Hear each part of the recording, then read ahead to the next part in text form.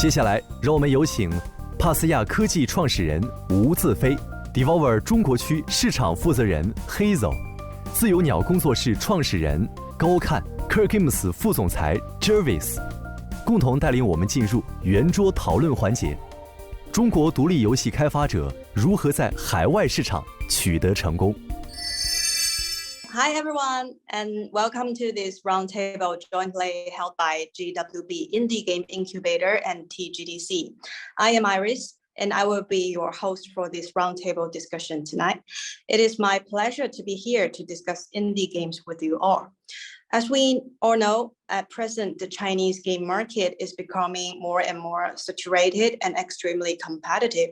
So in order to seek better potential for growth, more and more game developers have started to turn their focus overseas. And this is also true of indie game developers in China. As a result, the question of how can Chinese indie game developers succeed in overseas markets has become a greater and greater concern. And this is also the topic that our panel want to discuss today. To explore this topic and exchange views, GWB has invited several guests who are familiar with Chinese games or the overseas market. They are Wu Zifei. Hi, Zifei, are you there? Could you please say hi to the camera, please? Hello. They are Wu Zifei, founder of the Pathea games, and Gao Kan, director and composer at Freebird games. They're an honor to be here. And Hazel, marketing head of Devolver Digital China. Hello, guys. And Jarvis, VP of Strategy at Crofts Games. Hi. So let's go into the question part. First of all, I would like to ask Mr. Wu Zifei a question. Your game, My Time at Pathea, has received praise from all around the world. And its sequel, My Time at Sandrock, has continued on from the success and won bronze in last year's GWB Game and Awards. As the Chinese indie game developer who already has a global focus, do you think it is necessary for Chinese indies to expand their horizons and look to the world at large? And what does this imply? Well, first of all, it's an honor to be here. And yes, sure. I think it's imperative that developers in China, especially indie developers, look to the global market instead of just the local Chinese market. Because when you look at the whole thing, the Chinese market is only 20 to 25% of the entire market. So, why not take the other 75% of the market as well? And how runways are with indie developers, they run out of money very fast a lot of times. So you really need to get the product to the market very fast. So a lot of the times you just have to look at Steam, you have to look at GOG or Humble Bundles and stuff like that to get your game to the market. And also the cost of development is getting higher and higher for indie games, much higher than 5 years ago. So that's also something you have to, balance with the market. You can't really just say it's like, oh, I can make a game for the Chinese market and that's gonna help me survive for the next 5 years for me to develop my next game. So yeah, I think it's very important. Okay, and also for this question, I also want to ask Hazel, do you have any ideas of the horizons and look into the world at large for Chinese indie developers? I think as for developers, it is always a good thing to expand your horizon, whether it is for personal growth or for a global product, whether you want to publish with the game or by yourself or go with a publisher. You can always draw inspiration from other cultures or other games as the gaming world evolves fast with the surge of many well-designed games on the market. An independent developer can see the different possibilities, how ideas are rightfully expressed in a game. There are many global showcases, developer gathering, and forums where everyone taps into their expertise and exchange ideas. Meeting with developers all over the world allows you to gain new perspectives on game development. And if you are lucky enough, you will be able to learn new skill set, new tools, or have technical support from other teams. If your goal is to take your game to a global stage and being seen worldwide, then it is necessary to have a global vision during the production phase. For us, language support and cultural sensitivity chat, they're all necessary if your goal is to reach other countries' market. You might also want to consider gamer habits for different regions. The United States, Japan, Britain, Germany, and France have always been the top countries with strong console sale numbers. Different mobile devices in each country for compatibility check. With this kind of information, you're able to plan ahead if your game should be ported to different platforms or add features that make gaming a convenient experience for everyone in other regions. I guess there are numerous benefits for Chinese indies to expand their horizons. It helps you to understand your game, expand the possibilities, and level up your potential. Most importantly, it enables the developer to reassess the team and the game and make reasonable choices for both development and publishing. Yeah, thank you so much for the question from you all. And let's move to next question. I would like to ask Hazel again. Is there friction or conflict between basing the game on Chinese culture and basing it on global market? Is there a way to give consideration to both aspects? I don't think there are any definite conflicts or friction in the gaming world. Besides, the global market has always been tolerant for all types of games. I believe for indie games, good games have become good not because they are based on a certain culture or they're initially set to meet global needs. It's because those games find their own way to communicate with players through gameplay, story, or graphics. We have excellent Chinese indie games that are not made for the global market. They don't even have English subtitles at the very beginning, but somehow they went viral all across the globe, and the foreign players were begging for English localization. Looking at some foreign indie games, most of them are not initially designed to appeal to Chinese gamers, but they become rather successful among Chinese gamers. I do believe there are teams that can go local and go global at the same time, but it's not as easy as it looks, and there are negative consequences. Most indie developers have few members. It's hard to manage both aspects with the limited personnel. And it's very easy to lose track of what you originally tried to design when the goal is to satisfy everyone. What you can do is base your game on Chinese culture while adding features that support global players or vice versa. Yeah, I totally agree with you. Some of the reasons might be that some developers, they are very small, very indie. They don't have enough human resources to do the localization. But some of this will be because of the gameplay, the genre, it cannot move into a global game. For example, we have a game like in names like wordplay. In Chinese, we name it 文字游戏, because of how deeply Chinese language and characters are ingrained into the design of the game. It would be extremely difficult for this game to expand their global influence because the gameplay is all based on Hanzi and Chinese like literature. So it's really difficult for us to do so. Yeah, thank you. So let's move to the next question. We've seen many incredible indie games in both the domestic and the overseas divisions of the GWB Game Awards over the years. However, there are still relatively few titles that manage to capture the love of both domestic players and overseas gamers at the same stage. So, are there any common characteristics of the indie games that do manage to achieve worldwide success? For this question, can I please ask this question to Mr. Gao Kan, please? Thank you. So I think in terms of the common qualities, I mean, mostly three categories really. So one is, of course, it has to be like the traditionally good game on top of timing and everything. The second is not assuming much. And the third, I guess it's, well, actually, let's just go for the first one first. So that's quite a topic in and of itself. But I think aside from just being a good game, it really has to be nowadays on the edge of something new, like something distinct in terms of either an event in genre or a particular category just kind of taking off in the moment. You kind of really need a lot of momentum to break through all the haze nowadays. So that's one.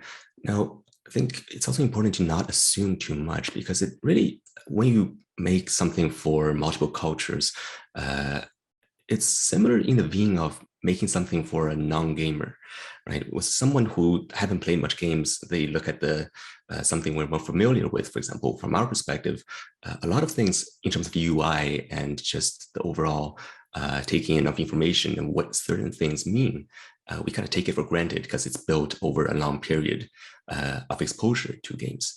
But similarly, for we might be doing that with culture as well, right? Because we've been exposed to it all our lives, and a lot of things we don't really think about.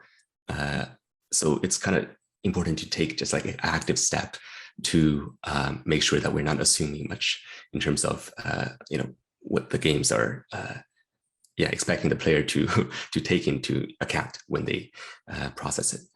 And lastly, I think it's quite important. I know it's the topic is what are the common characteristics, I guess, of indie games achieving worldwide success? But one of those things, the common characteristics, is that they usually also achieve local success. And I know that sounds like kind of silly and redundant to say, but I think it's very important to, when all those games, they are good local games first, right? Because that's what usually the developer knows. And it's easy to get lost in trying to appease everyone when developing something like that. So it's important to still keep root that, do what you know best first, and then build it on top of that. Yeah, it's quite impressive reply. I do agree with you. Most of games, they should be a success local game first. Thank you so much for your answer. And I would like to ask this question to Jarvis, who will say something from others' point of view. Jarvis, how do you think of the what are the characteristics of indie games that go globally? Could you please share something with us? Sure. So I think the first thing I'll say is I really agree with what Khan was saying on his 3 points. Interestingly, I have 2 additional points that kind of cross over with that as well. So when you think about global success and you talk about China being quite saturated, it's actually quite similar in the West today. There is a lot of games being released every week. If you think about platforms like Steam. However, to counter that, there's never been more people playing games. So you've got this larger audience, but you're sort of competing with a lot of other titles. And so obviously, as Khan said, quality is really, really key. For me, though, when I look for indie games and try to identify which ones have the best chances of success globally, I look for 2 things, really. I think the first thing I look for is a game that it's a little bit different to the way Khan mentioned it, but I think he's probably saying something quite similar to this, in that you're looking for a game that innovates visually or in terms of gameplay, something that's like really unique. So that can be whether you're bringing in like a new game loop or combining genres in a completely fresh way.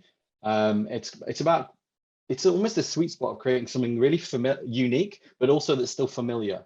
Because I think really innovative games really do struggle.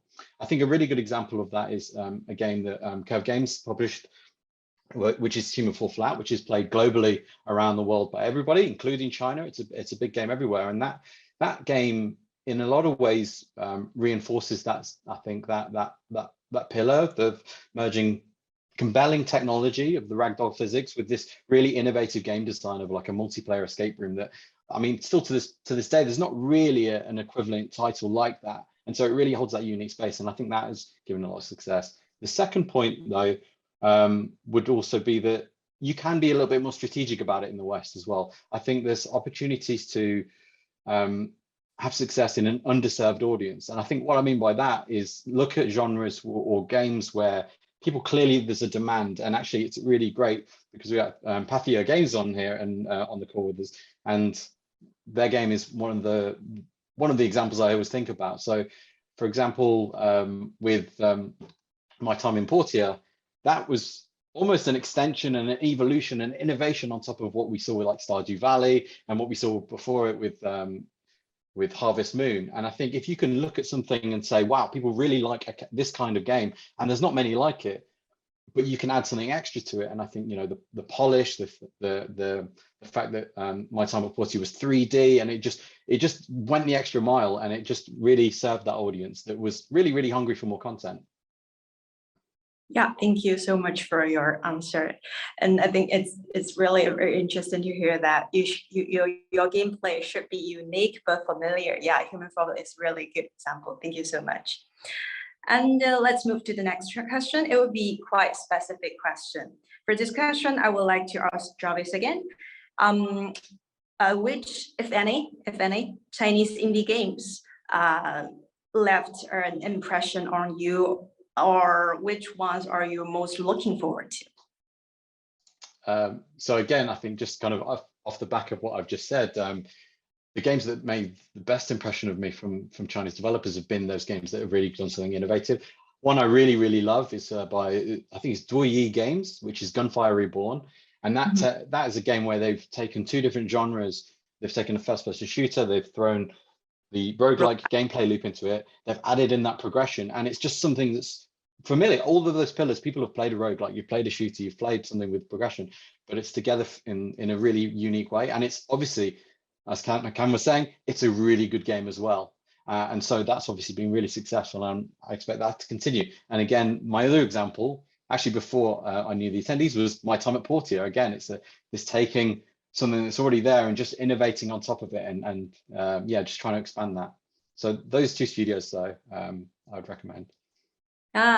These two is very different with each other. One is also one of my favorites, co-op roguelike shooter, which I have spent over 100 hours with my friends together. And the other one, my time as Pathea, it's very low pressure, like simulation casual game. Yeah, it's very interesting. Thank you so much. And for discussion, I would also like to ask Mr. Cao Kan, how do you think of what kind of Chinese indie games would be impressive to you?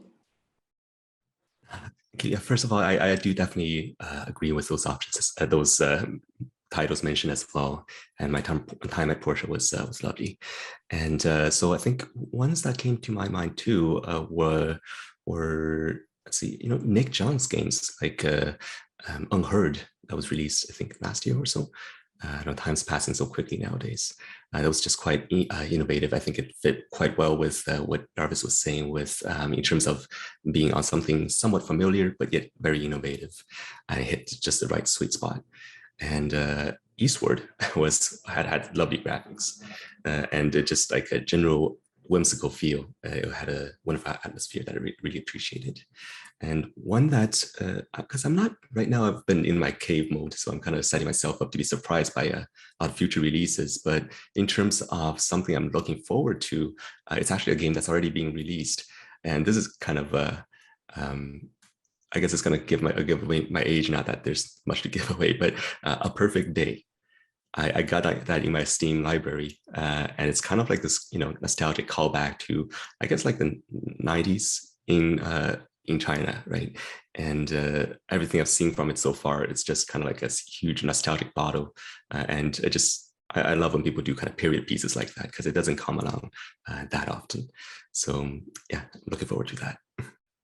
Yeah, thank you so much for the answer. I think this question is really interesting because all of us are gamers. We're always happy to talk about our favorite games together. So for this question, I would like to spend more time asking other guests if you have some impressive Chinese indie games. Hazel, do you want to answer this question if possible? Perfect Day also lies in my library. I haven't found a chance to play it, but the theme is really appealing, and I really love to play that. I have been playing Warm Snow for some time as a roguelike action game with background set in Asian Chinese dark fantasy. The combat system gives you freedom to customize your character for encounters, and it gives you incentive to build your own battle style. The gameplay feels like Hades, but in a good way. It's not the perfect roguelike, but it has enough elements to keep me playing for hours. So I really enjoyed the combat as it's very responsive, and the attack feedback is very impressive. The other game that I'm really impressed with is called Monkage. It's a clever puzzle game where player rotate a cube to search for a pattern correspondence that connect different scenes. This seemingly unrelated patterns will eventually become bits and pieces that taken from a bigger underlying story. I'm not good at a puzzle game, but this game has the helpful hint system that keeps me from getting stuck for too long. I'm really impressed with the designer's imagination and the clever tricks. It has won many awards and a nomination, and I really like their countdown to release images during the launch campaign. Yeah. Yeah, Morgan, I am really impressed about this game. So, and I'm also looking forward for its VR version if possible. It's very suitable to change to a VR version. Yeah. And finally, at last, I want to ask Mr. Wu Zifei, do you have any things to share with us about impressive indie games? Sure. I will mention two. One is by my friend from across town, Dyson Sphere Project. And it's a very well made, I mean, he made it by himself pretty much, and it's very well made, and it's a very good simulation game that, you can lose hours in. The other game I want to mention is Scrolls of Paiwu. That game came out, I think, 2 years ago, and that was kind of a watershed moment for the Chinese indie gaming industry. That was when everybody, even the bigger companies and all the other people that's kind of been on the edge of like, should I make indie games? Is that even a viable market? That's when they realized, like, wait a minute, I can, a school teacher can spend 3 years making that game and, have it be very successful. I can do it too. So after that, I think a lot of people started making indie games in China after that game. Yeah. Mm-hmm. Mm-hmm. Okay, thank you so much for all the questions. So let's move to the next part. Next part would be the culture difference. So the first question would be, what are the differences in game preference between Chinese players and the overseas players? Is there a way to make good use of the differences? For this question, Hazel, do you want to ask these questions first? If we're talking about game genre, I haven't seen any distinct difference between Chinese gamers and the rest of the world, to be honest. Devolver has published more than 90 games in the past, at least with our backlog. The preference has been pretty average for each game. We have roguelike, Into the Gungeon platformer, Katana Zero puzzle game, the Talos Principle. We have beautiful art styles in Gris, FPSs in Serious Sam. They all worked out pretty well in China, as they did in other countries. However, we did see some patterns regarding Chinese gamer preference or habits when they pick a game. While some of the habits are also observed among Western gamers, it is more commonly seen in Chinese gamers. It did draw more attention if the game is themed with Chinese cultural elements. Video games based on Chinese mythology have been prevailing for some time. Games that address Chinese modern reality or depict the subculture of a group of people, games that are inspired by Chinese literature or movies, TV dramas, anything we feel familiar helps to create a more immersive ambience. When Chinese gamers pick their games, they take considerations more comprehensively and anticipate the game to be well-rounded. With too many choices on the game market, Chinese gamers are no longer game hoarders who collects new releases and have a glorious library with all sorts of games. They become more and more discreet and demanding. More often than not, Chinese gamers expect a game to have good graphics, beautiful music tracks, good story, and of course, fun gameplay. They would also hope for longer playtime and high replayability, so their money is well spent. Well, for Western gamers, if the game is excellent in some way, but not satisfactory in all aspects, it is very likely that they feel the game is worthy and turn a blind eye on some of the defects if it does not affect the game severely. I don't think developers should take too much care on the differences if it ever stands in their way of creation. You can surely improve your work by expand your audience base by adding more features that match different regions' gamer habits. But going too far as to cater to every needs, you risk losing originality. And as an independent developer, that's the last thing you want to see in your game. Yeah. Thank you. Yeah, that reminds me of that. I used to work for Indie Game Focus 2 years ago, and I really found the point you mentioned that Chinese players, maybe they think more about the narrative part or replayability. That is really very, very important. And they have to consider whether the game is what's the price they pay for that. But for indie game, because of the small scale and the limited people, it's always quite difficult for them to consider about the replayability. Yeah, so that is the point. So for this question, Mr. Wu Zifei, do you want to share something with us about the game preference between Chinese players and overseas players? I think one of the stylish differences is that Chinese players probably prefer more anime characters, especially anime girl characters more. And that's coming over from more of the mobile side of it.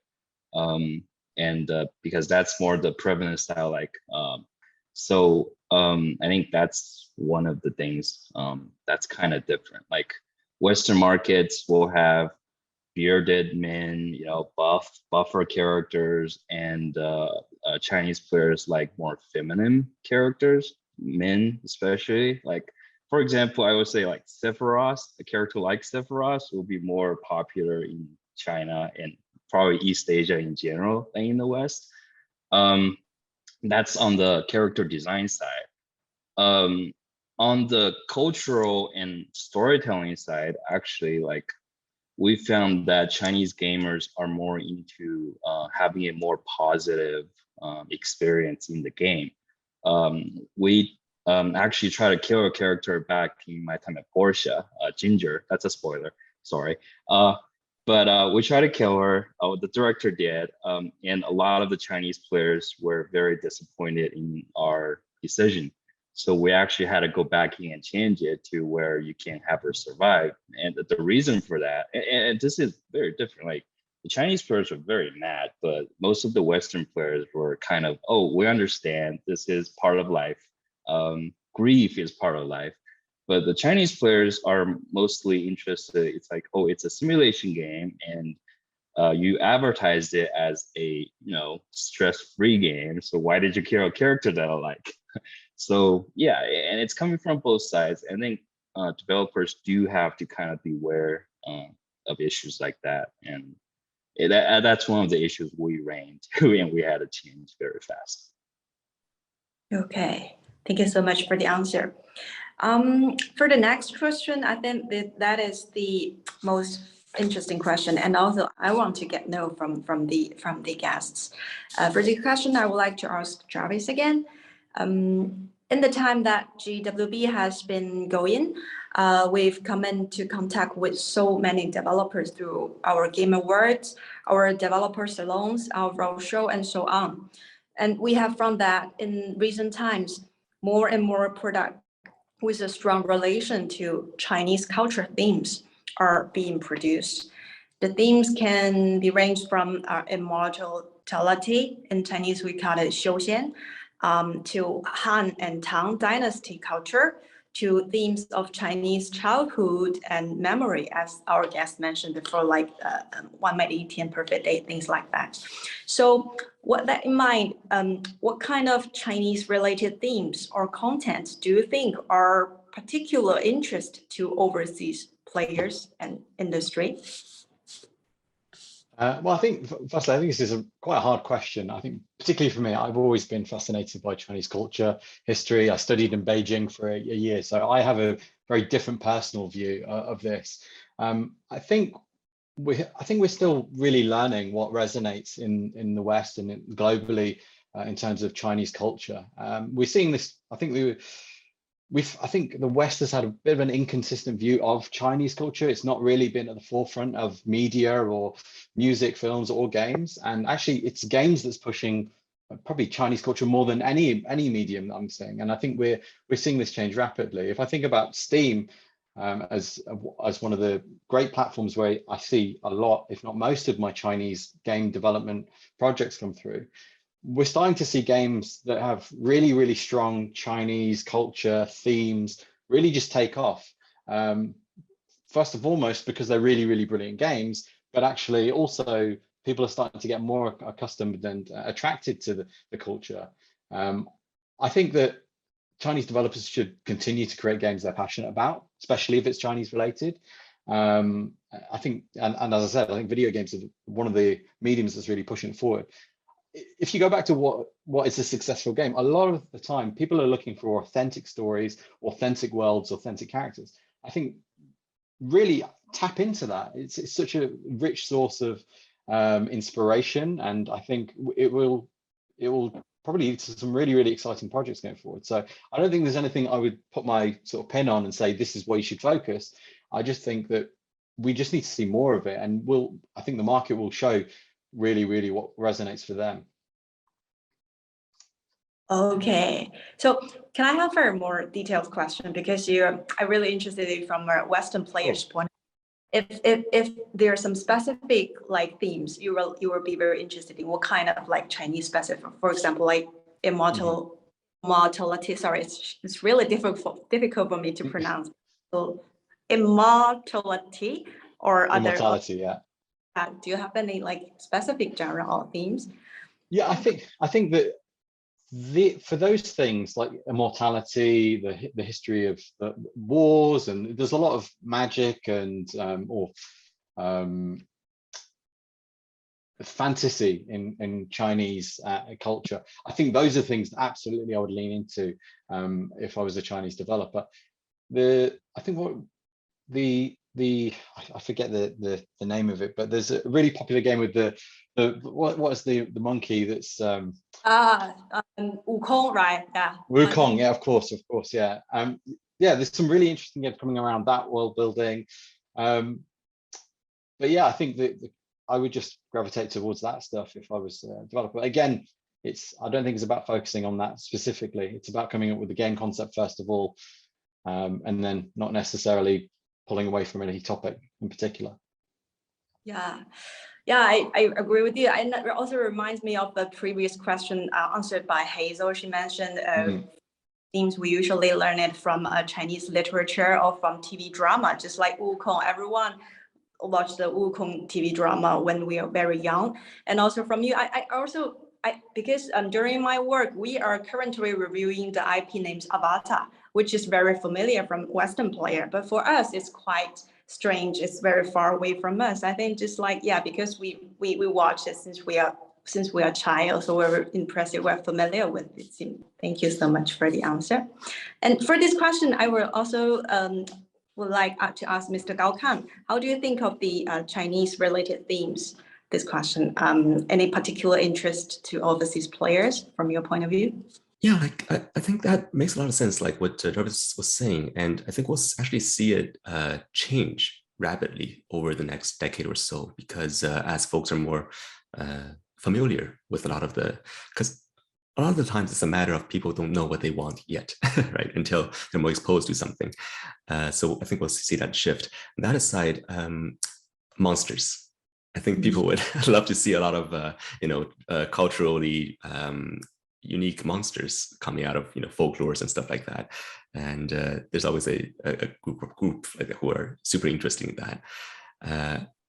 On the topic of like the Sun Wukong, the Monkey King, and all that, I actually think it's kind of a dangerous territory to tread right now, or rather like a tricky one, mostly because with an IP like that, there's such a divide of what people already know about it between, say, the folks in China already who grew up with this, it's just know about everything about this IP or this idea, the story, and the characters. Whereas right now in the Western audience side, there's not too much known about it, other than maybe like they're more familiar with the Goku from Dragon Ball Z, who actually technically is the same name as that, right, in Chinese, which is kind of strange. So if we were to make, to make a game like that internationally, you would have to both cater to someone who's super familiar with it and people who are not familiar with it at all. And it's just difficult to not, overstep one or the other. Or it's, if you make it like, if you make it in such a way that a Western audience would get it, then the Chinese audience would be like, oh, this is kind of over explaining everything and kind of getting kind of bored here, and vice versa.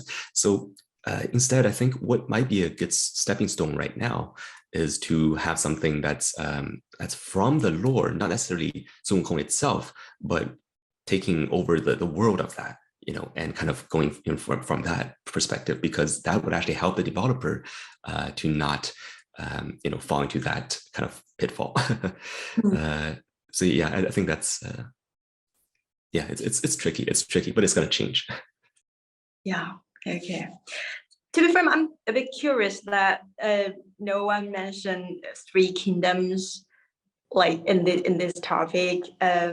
Yeah, do you have any ideas? But or it is not that well, like that popular for Western players. I'm not sure. Well, actually, yeah, no, that's a good point. I think actually that's probably more known of an IP to the West nowadays, perhaps thanks to that strategy game, that big strategy game that I should know, but I can't remember the name right now.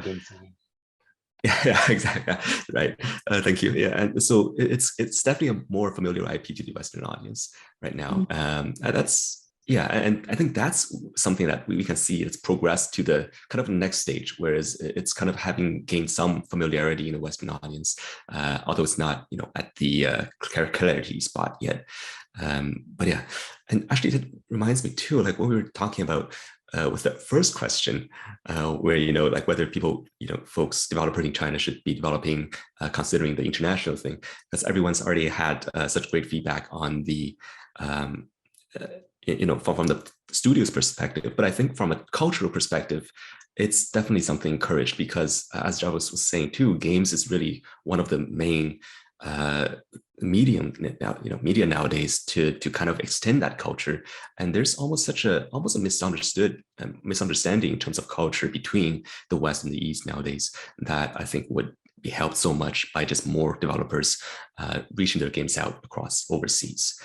I'd love to, I talk to folks here about 仙剑奇侠传, like the Chinese RPG I grew up with, where everybody there knows, but no one here knows. And it's just as good as many of the, JRPGs or whatnot that was popular around here at the time. And the only difference was that they localized it and they pushed it overseas. So I would love to see the new generations growing up being able to relate to everyone worldwide in that way. Yeah. Thank you so much for the answer. So let's move to the next part. It will be more specific questions about the methodologies. Or put more focus on some very specific questions about the overseas markets.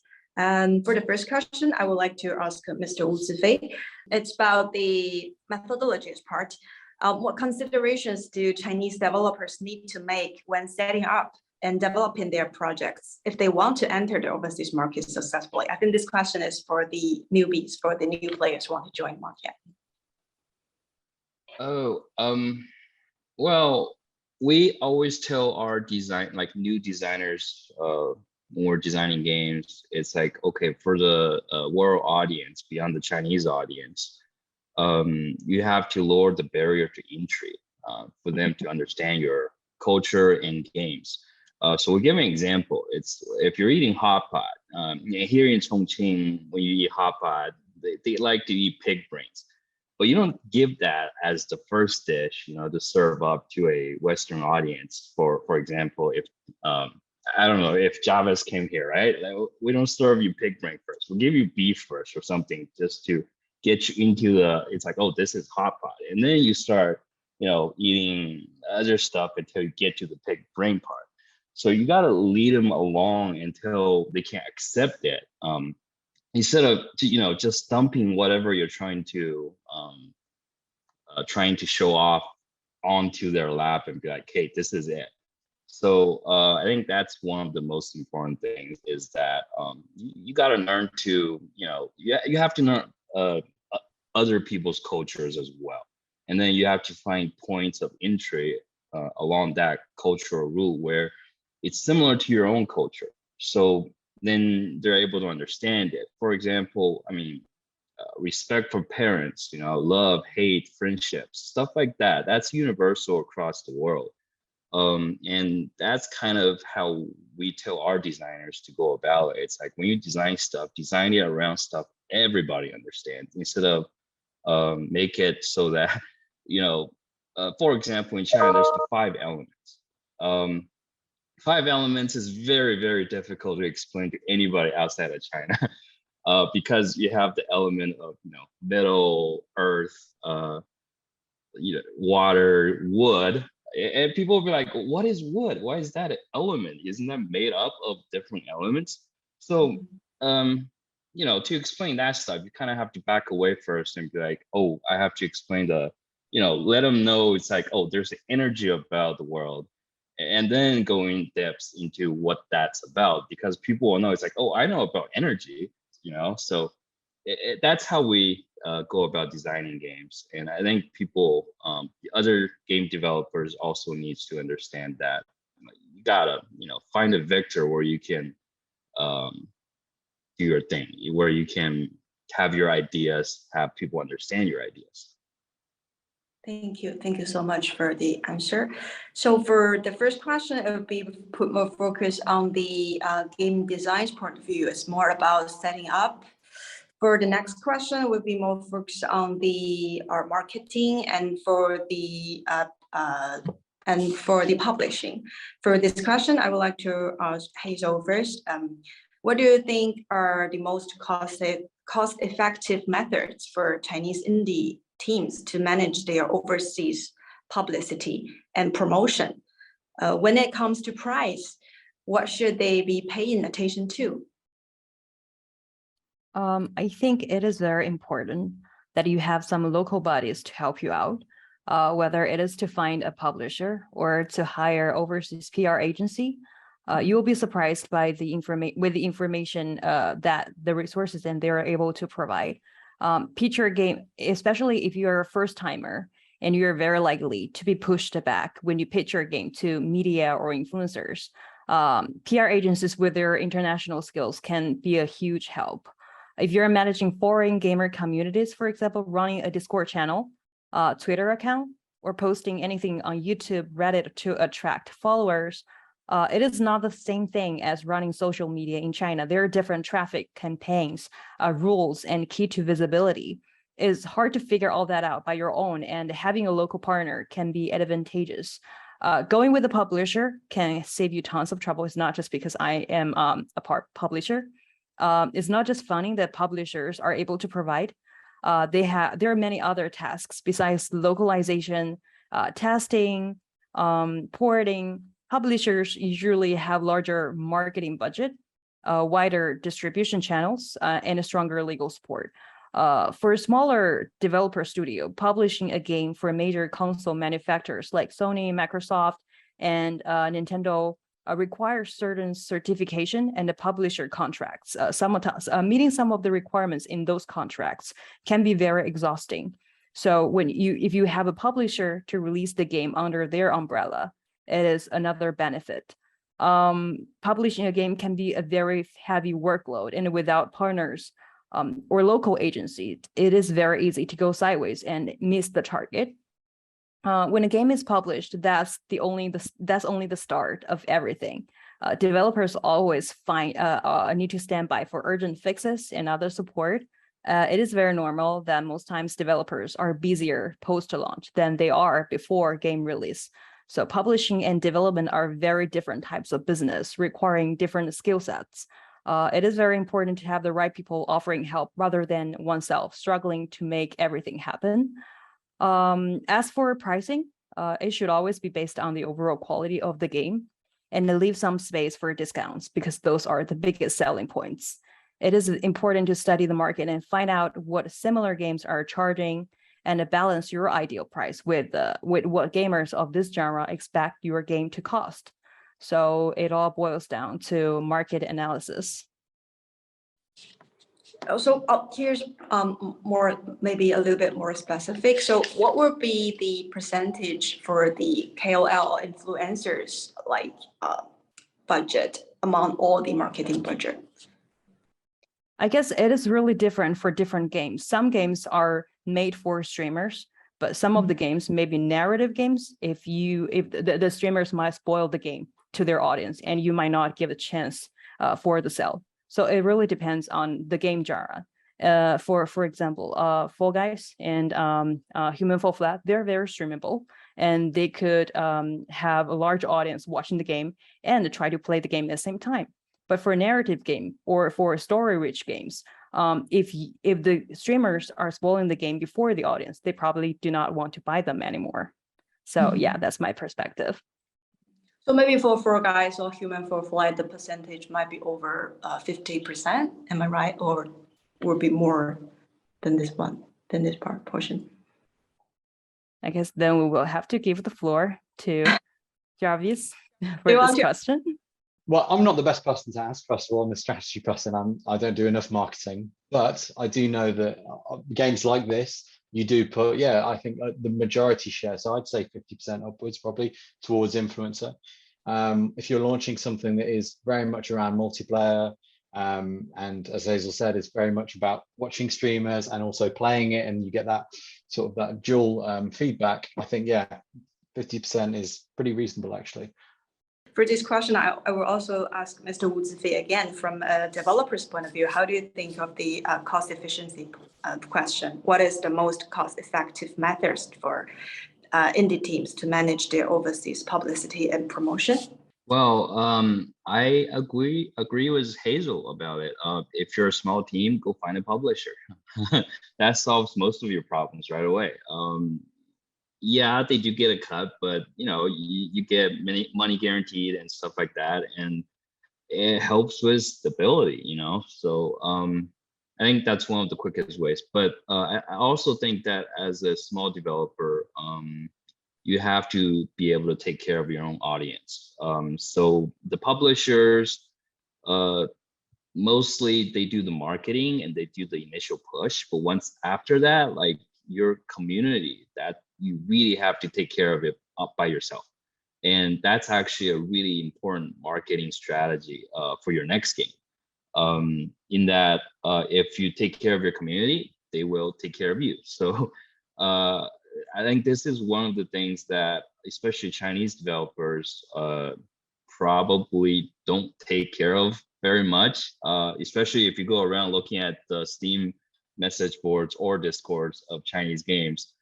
It's mostly players talking and there's no replies, there's nothing, there's nothing going on from the developer side. And I think that is a big mistake. You really have to take care of the community and you have to engage the community and keep on engaging the community. And once you get this cycle going, then they're going to look forward to your next game because they'll follow you as a developer. And you really have to invest time in it. I think when we did our first games back 10 years ago, I was doing most of the marketing myself. So I spent, I think 60% of the time developing and 40% of the time actually just talking with the community. And it really helped out. Yeah. Yeah, so for this question, I'm a bit curious because for some small Chinese indie developers, maybe because of the language or maybe because of the time difference, it's not very possible for them to communicate with their players. You mean, as mentioned, community. So if it is the most efficient way for them to make cooperation with some third-party agencies to do that, or it always will be the best way for you to communicate by yourself with the players, even of the different language barrier? It's always better to communicate by yourself, right? By your own team. Yeah, okay. By your own team. You don't have to communicate, in real time, like on Discord. Well, if Discord isn't even real time, I mean, you can use Reddit and Discord and even resources like TIG Source or stuff like that, where you just post your stuff and get feedback, and then you give other people feedback, and your players give you feedback, and you just reply to them. You use a Google Translator. It doesn't have to be accurate, So as long as people know that you're sincere about giving back the feedback or replying to the feedback, I think that's good enough. To next question. Next one would be quite simple. Are there any pitfalls that should be avoided when making games for overseas players? For the question, Mr. Gao Kan, do you have any experiences to share with us? It's about the pitfalls. Yeah, I think one of the main things was the presentation of information. So I noticed, like, again, dating myself, but when I was in China and I was moving to Canada, and I was browsing websites for that was I guess when the internet was getting kind of popular. But basically there was sites like Sohu, for example. That's I'm not sure if it's still active nowadays, but I think the trend remained then that it was just a wall of links everywhere, right? And whereas you never see that in Western websites or UI interface anywhere like that.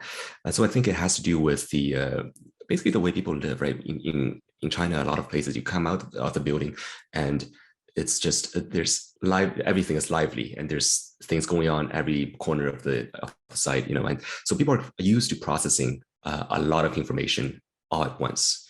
Whereas here, I think that would be kind of information overload. So it also goes into, even stuff like titles, right? Whereas, there's like a movie called, I think, Ghost in English. And in Chinese, it's like 人鬼情未了, right? Which is like this kind of poetic way of saying, oh, the unfinished relationship between a person. Anyways, it's a very, and that trend happen. Yeah. And that happens quite a lot throughout, just not just like titles, but also just category, like disciplines and just all kinds of things. It's just simplicity versus complexity, right? But it's not really that. It's more like the top layer of processing information in terms of simplicity versus complexity. Because in the Western, I think design in general, there's complexity, but it's hidden. Whereas in China, like the complexity is at the top. And there's appreciation for that in China in some way too, I think.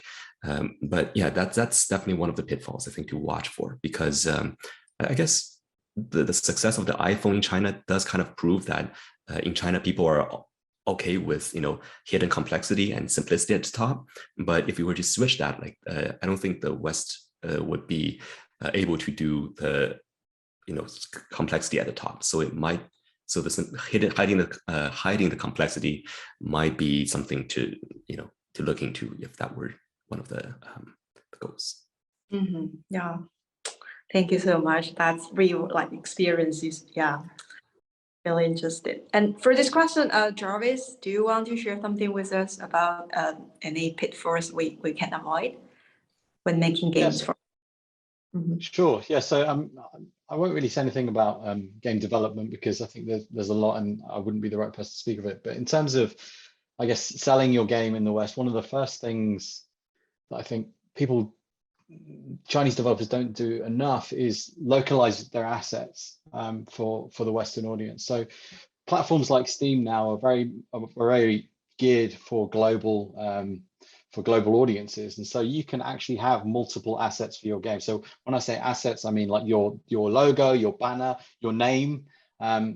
Just make sure that is localized and you have a different asset being served to a distant customer. So if you've got someone from the UK, I think one of the most probably off-putting things is if someone sees a game and it's all in Chinese characters, they just naturally assume that's not a game for them because it almost implies that I'm going to need to learn to read Chinese or understand Chinese to play this game. When actually I've seen there's been some examples where games have had the Chinese logo, but they actually have gone away, spent the time and the money to localize the game into English. And so it's just there's little things. There's lots of again we've talked about it quite a lot, but there's lots of pitfalls, and I'll repeat what was kind of mentioned before. I think especially if you're a new developer in China and this is your debut project, I think the idea of partnering with a publisher is a really, really great option. So the Chinese indie talent is stronger than it's ever been, and this is like absolutely not gone unnoticed by most indie publishers. Most indie publishers like Devolver, like Curve, have Asian business teams, have China teams, and we are sort of really open to working with Chinese developers. We're actually really keen to do it. It's not a case of, oh, we will work with you. We want to work with you because it's some of the games coming out of China, as we've talked about today, are the best, and they're only going to get better from what I can see. Yeah, I totally agree with you about the localization. The case might be very correct for Chinese indie game, but recently I played a a quite hot game. His name is V Rising. It's quite popular, and during this year, it's a small team. It's quite 30 people, around 30 people in North Europe. They did have a Chinese version because I'm a Chinese player. From my point of view, I really love this game. But as you mentioned, they should put more focus on some detail point. For example, for this description on their icons, the Chinese translation, the localization are not that well prepared. So from Chinese point of view, I think, yeah, it is really important. Yeah, totally agree with you. Yeah. So that is all for our topic today, I think. So that just about covers our roundtable about Chinese games going overseas. I would like to thank you all of our guests today for coming here and being willing to share such interesting opinions and insights. Of course, different developers will face different challenges, but hopefully our discussion today will prove inspiration to the developers watching and helping them make the right choices in the future. So thank you all our guests, panelists for today. So thank you so much.